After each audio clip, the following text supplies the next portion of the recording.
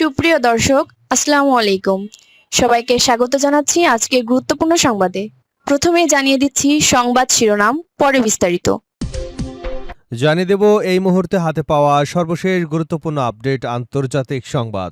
শুরুতেই থাকছে মধ্যপ্রাচ্য থেকে সম্মানজনক প্রস্থান খুঁজছে যুক্তরাষ্ট্র। মধ্যপ্রাচ্যে গড়ে ওঠা নতুন আঞ্চলিক ব্যবস্থার মুখে বিদেশি পরাশক্তিগুলোর রাজনৈতিক এবং সামরিক প্রভাব দ্রুত হ্রাস পাচ্ছে এবং যুক্তরাষ্ট্র এখন এই অঞ্চলের একটি সম্মানজনক প্রস্থান খুঁজছে বলে দাবি করেছেন ইরানের পার্লামেন্ট স্পিকার মোহাম্মদ বাগের গালিবাফ। এবারে জানাবো সৌদি আরবের ৪৮টি তেলবাহী জাহাজ ঠেকানোর দাবি হুতিদের। ইয়েমেনের হুতি বিদ্রোহীরা গত ২০ জুলাই থেকে সৌদি আরবের ৪৮টি তেলবাহী জাহাজে চলাচল ঠেকানোর দাবি করেছে। একই সময় ৮টি সৌদি তেলবাহী জাহাজে হামলা চালানোর কথাও নিশ্চিত করেছে তারা। জানাবো ইউরোপের মার্কিন ঘাঁটিতে ইরানি হামলার আশঙ্কা, প্রস্তুত ন্যাটো। ইউরোপে মার্কিন সামরিক স্থাপনায় ইরান হামলা চালানোর পরিকল্পনা করছে বলে বিভিন্ন গণমাধ্যমের খবর প্রকাশের প্রেক্ষিতে প্রতিক্রিয়া জানিয়েছে ন্যাটো। বুধবার সামরিক জোটটি জানিয়েছে যে কোনো হুমকি মোকাবেলায় তারা প্রস্তুত। এদিকে সিরিয়ায় কয়েক টন পারমাণবিক উপাদান রয়েছে যা অপব্যবহার করা সম্ভব। এ খবর প্রকাশ করেছে জাতিসংঘের পারমাণবিক পর্যবেক্ষণ সংস্থা ইন্টারন্যাশনাল অ্যাটমিক এনার্জি এজেন্সির মহাপরিচালক রাফায়েল গ্রোসি। সাবেক প্রেসিডেন্ট বাশার আল আসাদের আমলে পরিচালিত পারমাণবিক কর্মসূচির অবশিষ্টাংশ তদন্তে বেরিয়ে সিরিয়ার নতুন সরকার জাতিসংঘকে কাজ করবার সুযোগ দেবার পর একথা জানান তিনি। খবর আল জাজিরার।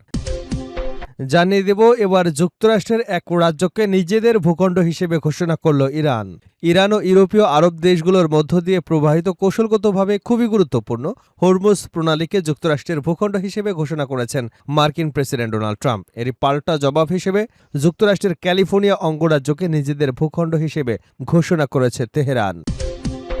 এবং সর্বশেষ জানাবো ইরানের বিরুদ্ধে সবচেয়ে কঠোর অর্থনৈতিক যুদ্ধের ঘোষণা দিলেন ডোনাল্ড ট্রাম্প। তিনি সতর্ক করে বলেছেন ইরানকে অর্থনৈতিকভাবে বিচ্ছিন্ন করতে নজিরবিহীন মাত্রায় অর্থনৈতিক যুদ্ধ চালানো হবে। এতক্ষণ শুনছিলেন শিরোনাম, এবার থাকছে পুরো সংবাদ। দর্শক, অনুরোধ থাকবে ভিডিওতে একটি লাইক দিন, কমেন্টস করে জানিয়ে দিন এই ভিডিওটি আপনি কোন জেলা থেকে দেখছেন এবং শুনছেন। ইরান, ইসরায়েল, যুক্তরাষ্ট্র, ফিলিস্তিনি যুদ্ধে আপনি যদি মুসলিমদের সাপোর্ট করে থাকেন তাহলে চ্যানেলটি সাবস্ক্রাইব করে বেল আইকনটি বাজিয়ে রাখুন। মধ্যপ্রাচ্য থেকে সম্মানজনক প্রস্থান খুঁজছে যুক্তরাষ্ট্র, গালিবাফ। মধ্যপ্রাচ্যে গড়ে ওঠা নতুন আঞ্চলিক ব্যবস্থার মুখে বিদেশি পরাশক্তিগুলোর রাজনৈতিক ও সামরিক প্রভাব দ্রুত হ্রাস পাচ্ছে এবং যুক্তরাষ্ট্র এখন এই অঞ্চল থেকে একটি সম্মানজনক প্রস্থান খুঁজছে বলে মন্তব্য করেছেন ইরানের পার্লামেন্ট স্পিকার মোহাম্মদ বাগের গালিবাফ। সামাজিক যোগাযোগ মাধ্যম এক্সে দেওয়া এক বার্তায় গালিবাফ ২০২০ সালে বাগদাদে মার্কিন ড্রোন হামলায় নিহত আইআরজিসির কুদস ফোর্সের প্রধান জেনারেল কাসেম সুলাইমানি এবং ইরাকের পপুলার মোবিলাইজেশন ফোর্সের শীর্ষ কমান্ডার আবু মাহাদি আল মোহান্দিসের প্রতি শ্রদ্ধা নিবেদন করেন। তিনি লেখেন, প্রিয় আবু মাহাদি ও হজ কাসেম, আজ যা দৃশ্যমান তা আপনাদের আজীবন সংগ্রাম ও পবিত্র রক্তের সুফল। ইরানি স্পিকার উল্লেখ করেন, মধ্যপ্রাচ্যে প্রতিষ্ঠিত হতে যাওয়া নতুন আঞ্চলিক ভারসাম্যে অভ্যন্তরীণ ও দ্বিপাক্ষীয় বিষয়ে বিদেশি শক্তিগুলোর নাক গলানোর সুযোগ ক্রমান্বয়ে সংকুচিত হয়ে পড়েছে। একই সঙ্গে দখলদার ইহুদিবাদী ইসরায়েলের নদী থেকে সাগর পর্যন্ত ভূখণ্ড বিস্তারের ঐতিহাসিক নীল নকশা এখন পুরোপুরি একটি দিবাস্বপ্নে পরিণত হয়েছে বলেও তিনি দাবি করেছেন।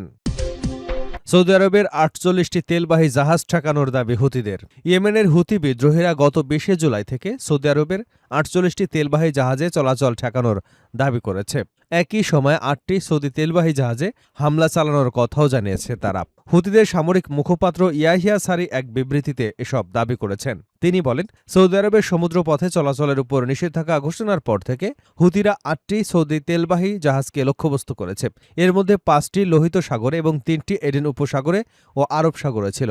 সারি আরও বলেন, হুতিরা ৪৮টি সৌদি তেলবাহী জাহাজকে আটকে দিয়ে ফিরে যেতে বাধ্য করেছে। এর মধ্যে ৩৪টি ছিল আরব সাগর এবং ভারত মহাসাগর এলাকায় এবং ১৪টি লোহিত সাগরে। হুতির মুখপাত্রের দাবি, সৌদি আরবের ইয়ানবুব, নাজরান, জিজান এবং আবহা ও দেশটির পূর্বাঞ্চলীয় প্রদেশে তেল সরবরাহকে লক্ষ্য করে তারা ৯টি সামরিক অভিযান চালিয়েছে। এছাড়া আল রুয়াফ, আল আরব, আল ওয়াহিদিয়া, মারিব এবং আল মাখা এলাকায় সৌদি সামরিক উপস্থিতি এবং সমরসজ্জাকে লক্ষ্য করে আরও ১৪টি অভিযান চালানোর দাবি করেছেন তিনি। সারি বলেন, হুতিদের এই পদক্ষেপের পেছনে ৩টি সমীকরণ রয়েছে। একটি, অবরোধের জবাবে পাল্টা অবরোধ, সৌদি সামরিক সমরসজ্জা যেখানেই থাকুক সেখানেই হামলা এবং ইয়েমেনের সার্বভৌমত্ব রক্ষা। সৌদি আরবকে আরও উত্তেজনা না বাড়ানোর হুঁশিয়ারি দিয়ে তিনি বলেন, যে কোনো ব্যাপক উত্তেজনার জবাব ব্যাপক উত্তেজনার মাধ্যমেই দেওয়া হবে। ইয়াহিয়া সারির ভাষ্য অনুযায়ী পরিস্থিতি থেকে বেরিয়ে আসতে সৌদি আরবের সামনে একমাত্র পথ হল অবরোধ তুলে নেওয়া। আগ্রাসন বন্ধ করা, সরকারি কর্মীদের বেতন পরিশোধ করা, বিদেশি বাহিনী প্রত্যাহার করা, ইয়েমেনের সম্পদ ইয়েমেনের জনগণের হাতে ছেড়ে দেওয়া। তবে হুতিদের এসব দাবি ও সামরিক অভিযানের বিষয়ে সৌদি আরবের পক্ষ থেকে তাৎক্ষণিক কোনো প্রতিক্রিয়ার কথা প্রতিবেদনে উল্লেখ করা হয়নি। ইউরোপের মার্কিন ঘাঁটিতে ইরানি হামলার আশঙ্কা, প্রস্তুত ন্যাটো। ইউরোপের মার্কিন সামরিক স্থাপনা ইরান হামলা চালানোর পরিকল্পনা করছে বলে বিভিন্ন গণমাধ্যমে খবর প্রকাশের প্রেক্ষিতে প্রতিক্রিয়া জানিয়েছে ন্যাটো। বুধবার সামরিক জোটটি জানিয়েছে যে কোনো হুমকি মোকাবেলায় তারা প্রস্তুত। ন্যাটোর এক কর্মকর্তা লিখিত বক্তব্যে আনাদোলুকে বলেন, ন্যাটো যে কোনো হুমকি মোকাবেলার জন্য প্রস্তুত এবং সব মিত্রকে রক্ষায় যা প্রয়োজন সবসময় তা করবে। চলতি বছরের শুরু থেকে ইরান থেকে 4 বার তুরস্কের দিকে ছোড়া ব্যালিস্টিক ক্ষেপণাস্ত্র ন্যাটোর প্রতিহত করেছে বলেও উল্লেখ করেন ওই কর্মকর্তা। সিরিয়ায় কয়েক টন পারমাণবিক উপাদান রয়েছে যা অপব্যবহার করা সম্ভব। সিরিয়ায় কয়েক টন পারমাণবিক উপাদান রয়েছে যা অপব্যবহার করা সম্ভব বলে জানিয়েছেন জাতিসংঘের পারমাণবিক পর্যবেক্ষণ সংস্থা ইন্টারন্যাশনাল অ্যাটমিক এনার্জি এজেন্সির মহাপরিচালক রাফায়েল গ্রোসি। সাবেক প্রেসিডেন্ট বাশার আল আসাদের আমলে পরিচালিত পারমাণবিক কর্মসূচির অবশিষ্টাংশ তদন্তে সিরিয়ার নতুন সরকার জাতিসংঘকে কাজ করবার সুযোগ দেবার পর একথা তিনি জানিয়েছেন। দামেস্কে এক সংবাদ সম্মেলনে গ্রোসি বলেন, সিরিয়ায় পাওয়া কয়েক টন পারমাণবিক উপাদান অপব্যবহার করা সম্ভব। এগুলো আন্তর্জাতিক নিরাপত্তা ব্যবস্থার আওতায় আনতে হবে। অঘোষিত স্থানে পারমাণবিক উপাদানের অস্তিত্বের কথা স্বেচ্ছায় জানানোর জন্য সিরিয়ার সরকারের সিদ্ধান্তকে সাহসী বলে প্রশংসা করেন তিনি। সিরিয়ার সরকার জানিয়েছে দামেস্কের একটি স্থানে কয়েক টন পারমাণবিক উপাদান পাওয়ার পর আইএইর সঙ্গে তদন্ত ও যাচাই কার্যক্রম শুরু হয়েছে। গত মাসে সিরিয়ায় ওই স্থানের বিষয়ে আইএইকে জানিয়েছিল। সিরিয়ার পররাষ্ট্রমন্ত্রী আসাদ আল শাবাইনি বলেন, সেখানে পাওয়া পারমাণবিক উপাদান বিপজ্জনক নয়, তবে প্রয়োজনীয় নিশ্চয়তা এবং নিরাপত্তা ব্যবস্থা নিশ্চিত করে এগুলো সিরিয়ার হেফাজতেই থাকবে। আইএই এর সিরিয়ার যৌথ বিবৃতিতে বলা হয়েছে, সংস্থাটির পরিদর্শকেরা দুটি স্থানে গেছেন। এর মধ্যে একটি দেইর আল জোরে এবং অন্যটি সম্প্রতি সিরিয়ার পক্ষ থেকে শনাক্ত করা পারমাণবিক উপাদানের সঙ্গে সংশ্লিষ্ট একটি স্থান। আল শাইবানি বলেন, গত 17 জুলাই আইএইর কাছে একটি আনুষ্ঠানিক চিঠি পাঠানো হয়। এতে সাবেক সরকারের রেখে যাওয়া উত্তরাধিকারের অংশ হিসেবে একটি অঘোষিত স্থানে পারমাণবিক উপাদান থাকার কথা স্বেচ্ছায় জানানো হয়। 2024 সালের শেষ দিকে বাশার আল আসাদ সরকারের পতনের পর থেকেই সিরিয়ার নতুন কর্তৃপক্ষ দেশটির কয়েক দশকের পারমাণবিক কার্যক্রমের উত্তরাধিকার নিয়ে আইএই এর সঙ্গে সহযোগিতার প্রতিশ্রুতি দিয়ে আসছে।